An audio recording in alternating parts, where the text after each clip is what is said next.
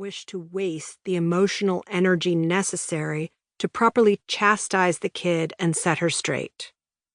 Routines and protocols were crumbling. Office discipline was waning as BJC spiraled into a leaderless mess.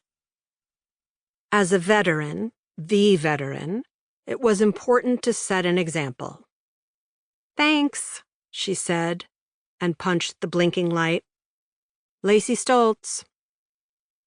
"Good afternoon, Miss Stoltz. Do you have a moment?" Female, educated, no hint of an accent, mid-40s, give or take 3 years. Lacy always played the voice game. "And to whom do I have the pleasure?" "My name is Margie for now, but I use other ones." Lacy was amused and almost chuckled. "Well, at least you're upfront about it. It normally takes me some time to work through the aliases." Anonymous callers were routine. People with gripes about judges were always cautious and hesitant to come forward and take on the system. Almost all feared retaliation from the powers on high.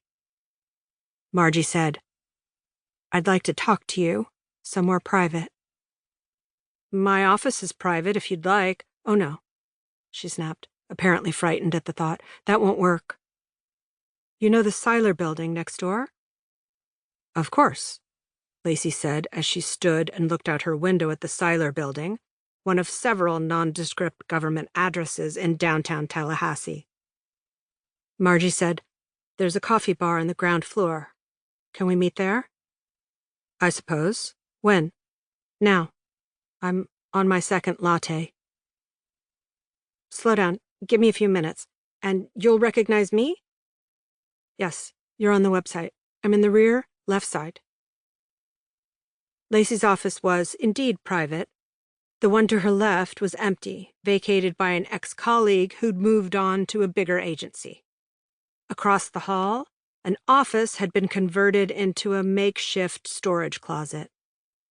She walked toward Felicity and ducked into the office of Darren Trope, a 2-year man already prowling for another job. "You busy?" she asked as she interrupted whatever he was doing. "Not really." It didn't matter what he was or was not doing. If Lacy needed anything, Darren belonged to her. "Need a favor. I'm stepping over to Seiler to meet a stranger who just admitted that she is using a fake name." Oh, I love the cloak and dagger. Sure beats sitting here reading about some judge who made lewd comments to a witness. "How lewd?" "Pretty graphic." "Any photos? Videos?" "Not yet." "Let me know if you get them." "So, mind stepping over in 15 minutes and taking a picture?" "Sure, no problem. No idea who she is?" "None whatsoever." Lacy left the building, took her time walking around the block, enjoyed a moment of cool air, and strolled into the lobby of the Seiler building.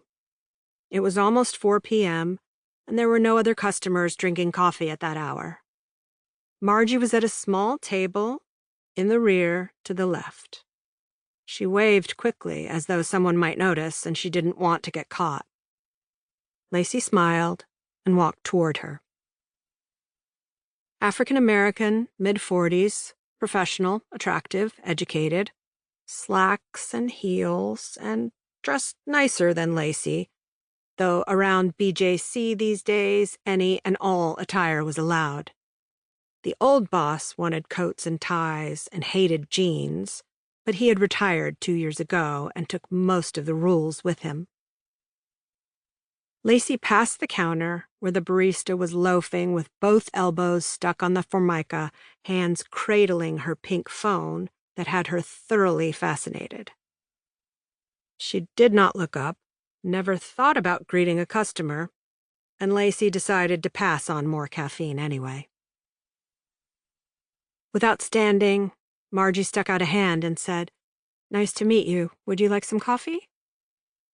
Lacy smiled, shook her hand, and sat across the square table. "No thanks. And it's Margie, right?" "For now." "Okay, we're off to a bad start. Why are you using an alias?" My story will take